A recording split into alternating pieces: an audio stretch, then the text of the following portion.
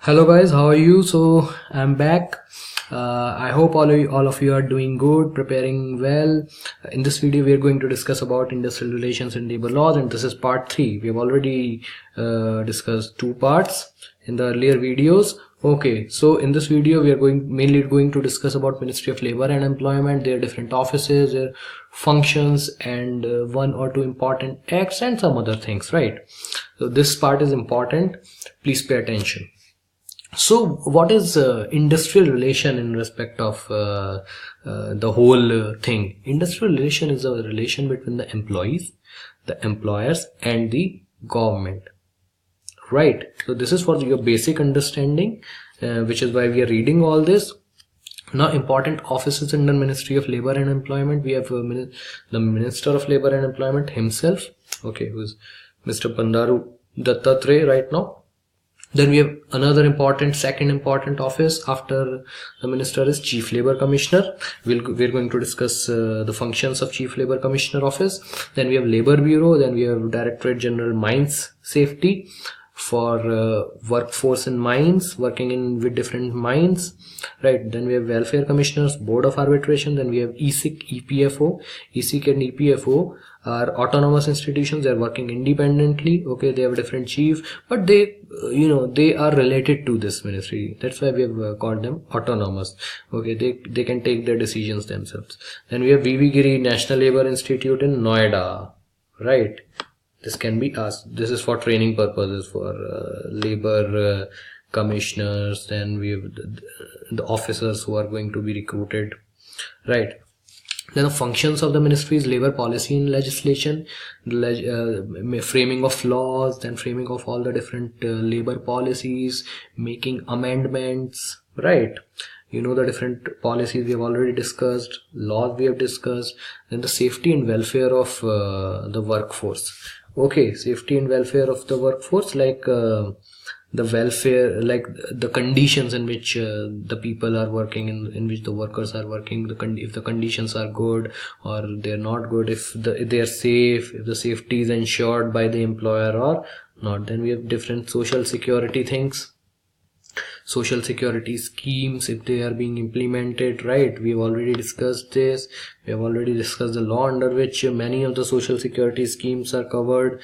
Then we have workers education, like some other law is going to be implemented, then workers are they are needed to be educated, or if some new policy, if some new technique is coming in the scope of work, then they need to be educated. So this is to be ensured by the ministry, right? If whether the companies, they are fulfilling these things or not. Then we have labor statistics. Labor Bureau does that, all the various labor statistics, like consumer price index, then the number of percentage of people in organized or unorganized. Do you know that how many people of total workforce are employed as unorganized workers?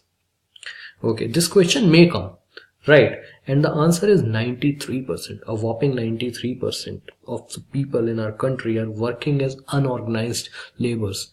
Only 7 to 8% are in the organized sector. But they are going to increase. Organized sector emphasis is laying, the ministry is laying emphasis on this thing, but still 93%, right? This is a big number. Then we have industrial disputes, the settlement of all the industrial disputes between employees, employers. Okay. Then we have the labor laws enforcement. We've already gone through these things, right? So this is a function of ministry, that if the country, the factories, the establishments or the industries, are they following the labor laws or not. Then emigration of labor. So many people are working in Gulf and other countries, right? So the policy is related to the immigration of labor. Then we have industrial relations harmony, so the settlement of all the disputes.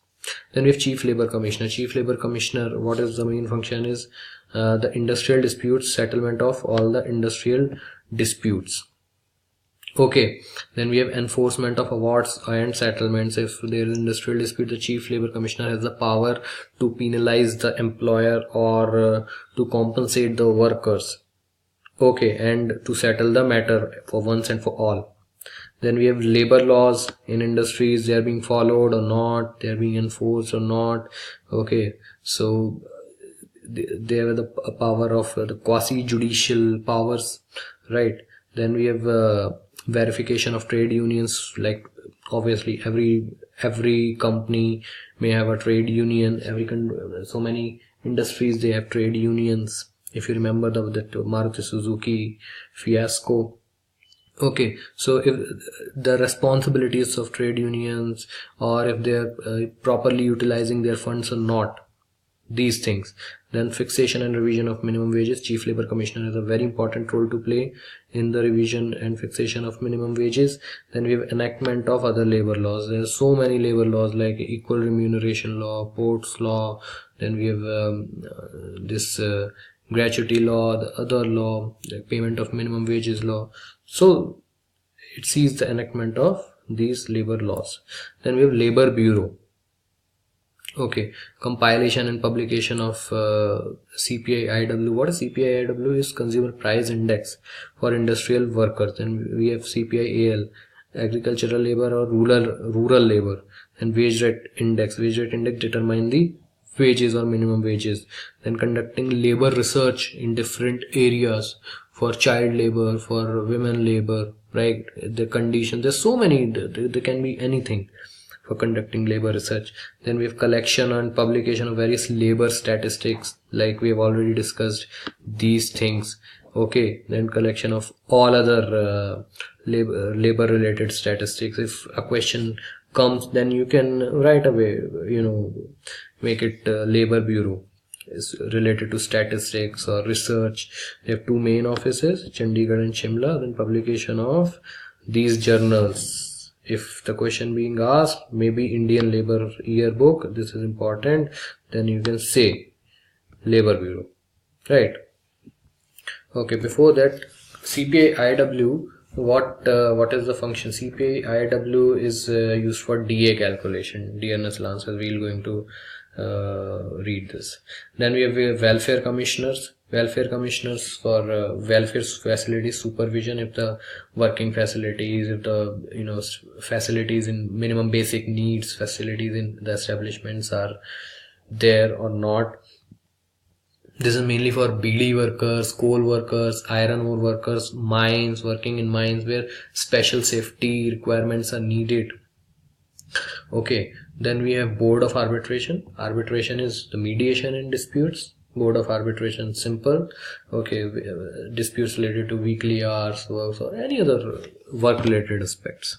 Then we have CPI-IW. Base year you have to remember. This is still 2001. This is a weighted average of numbers like the prices of commodities, various commodities, groceries and other things. Okay, from the basket. Then taken from different cities. The center has undertaken this exercise in various cities. There are 74 centers to be very precise, at the best of my knowledge, in our country, and samples are being taken from these places and they are averaged, weighted average. Okay, used for the calculation of DNS allowance. DA are used for the calculation of salaries directly for central government and state government and PSU employees, and indirectly for other companies also, MNCs, right? Like now we have 2% DA. From January onwards it is going to be 5%. It is going to be announced soon. Okay, then inflation indicator of poverty line. New proposed base year is 2015. That has not yet been implemented. Okay, then we have Industrial Disputes Act for the maintenance of industrial harmony. Simple. Year you have to remember 1947, the year of our independence. Okay, this is only implemented for organized sector. A question may come on this act. Okay, various points can be given. You may be asked to name the act or the functions. You may be asked to name the functions. Okay, then if you are an organization with more than 100 employees, then you have to take the government's permission to lay off even a single employee. Okay, otherwise you will be in a trouble. So this is the provision in the act. Earlier it was 300 people, but now the government has improved it to 100 people in favor of the employee or workforce. It was done in some 1980s. Then a person who has been laid off, he can challenge in labor court, and he can very well get the compensation and everything. Then provision of formation of labor laws and industrial tribunals, and you can challenge in labor laws and industrial tribunals both. Now we have this labor courts, discharge and dismissal. These deals with the cases in discharge and dismissals of workers, legality of strikes, if strikes or lockdowns happen, then if their demands are validated or not. Okay, and they give their decisions. Industrial tribunals also, wages disputes, leave, retrenchment of workforce. Retrenchment means layoff. Then hours of work, closure of company, if the company can be closed or not. I mean, if it has to be closed, it has to be closed if the founders are bankrupted. But the various compensation which have to be given. Then settlement is binding on all the parties to dispute, in case of industrial tribunals also, and in case of labor courts also. सबको मानना ही पड़ेगा. ठीक है. Then we have Immigration Act, immigration of Indian workers abroad. Like so many people are working in the Gulf, Middle East countries, Qatar, Saudi Arabia, Dubai. Then we have in Europe, US, UK, Canada, Australia. So this is the thing. And the main point here is that no agency can undertake the recruitment of Indian workers with foreign employers without possessing a registration certificate issued by Protector General of Emigrants. You have to remember this. Protector General of Emigrants. अगर किसी के पास वो registration certificate नहीं है, आप नहीं उस चीज को कर सकते, illegal है, आप किसी का recruitment नहीं करा सकते foreign employer के बाद. Okay, then this is it in the video. Please subscribe to this email ID. Subscribe and share. Okay, write to my email ID. Doubts and feedback. All the very best. We have covered 3 videos. We are going to make a 4th one if needed. I think I have covered most of the syllabus, but yes, all the things which are left out, I will cover in the 4th video. Then we'll move on to accounts and other things, right? Okay, so that's it for now. Bye bye, have a nice day, and be hale and hearty. Thank you. Bye bye.